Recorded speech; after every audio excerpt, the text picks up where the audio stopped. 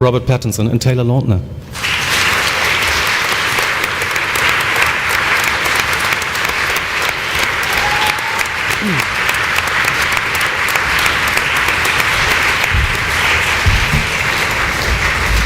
So how is everyone? I mean, you had problems flying in, right? Yes, apologies to everybody. We were socked in. We were supposed to come last night, and then earlier this morning we sat there for many, many hours. Was it scary to land here in Berlin? Or No, it was great. was it all right? I mean, chilly. Okay, perfect. Kristen, I'd like to start with you because, you know, ladies first, and I hope it's okay for you. I mean, in this movie we see a very different Bella from the other ones we saw before. So how did you find her, the new one, and how did you invent her, aside from what's on the page in the script? All of our vampires have, you know, everything that makes them great, everything that makes them really special is coming straight from, even if it's a power or, you know, like something that seems, you know, really fantastical. It does come from who they were as people before, and considering I got to play her for, you know, 3.5 years as a human, I felt like I got to play kind of the most, like, well-rounded. I took every step along the way, so I didn't feel like I was taking this leap into fantasy land. It felt like the next natural step for her.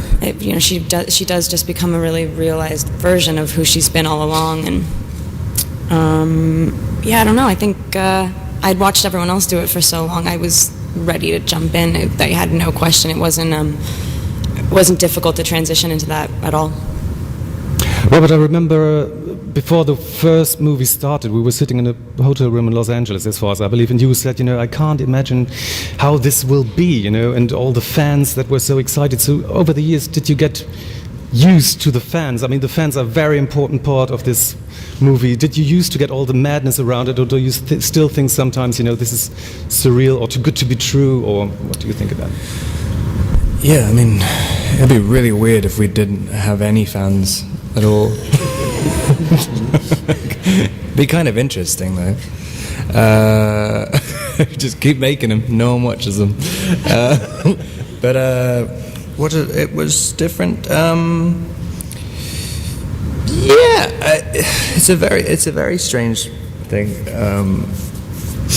to kind of have this really consistent fan base, and all around the world as well. They have a theme. Screaming, but God, sorry, this is terrible. I'm so jet lagged. This is not working. No, they're great, and they've stuck around, and they've been loyal, and and they've really been very supportive of us through the years. So it's made the whole process and all the other craziness a lot kind of easier in a way, just to know that someone likes you. Taylor, I remember you told me that one of the best things about this, I mean, aside from doing the movies, is traveling, you know, for you to visit all the different places. So what was your favorite one?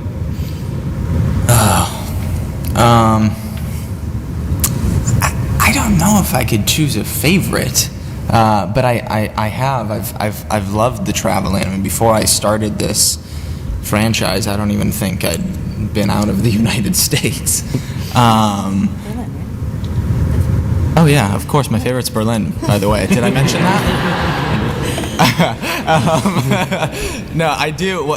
The thing I do love about Berlin, truly, is I have one thing that I do here every time I come, and there's this bowling alley, and I go to it every single time, and I don't know why, because I'm terrible at bowling. I don't do it back home. What is that face He's for? not terrible at anything. Yes. He literally rocket launches himself across the lane. Spider-Man bowler. But I always love coming back here, and no, I've absolutely loved the traveling aspect of I mean, you're an actor. You can pretend you're good at bowling, right? I mean, No, I actually think I can, because if you look at my score in the end, it is terrible. I just look like I do like Superman dives as I'm bowling, so it looks like I know what I'm doing. So I do think it is acting. okay.